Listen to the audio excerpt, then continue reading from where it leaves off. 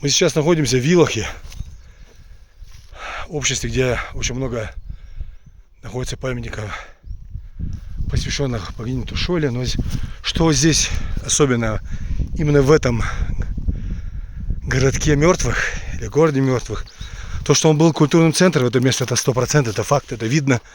Но здесь очень много вот этих вот арок, сделанных вручную, и сделаны они не просто так, не ради удовольствия или от нечего делать, тем более не ради каких-то эстетических моментов, а для того, чтобы создать завихрение воздушных масс, чтобы ветер здесь задерживался в городке и ускорял процесс мумификации трупа.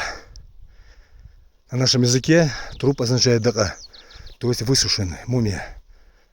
Вот он.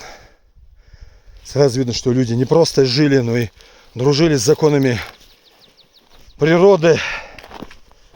В отличие от многих, которые считают себя интеллектуалами высшей пробы, на самом деле начитали столько учебников и не хотят проверить свои знания и прислушаться к законам природы по-настоящему. Так что идите в горы. Камни вам многое расскажут.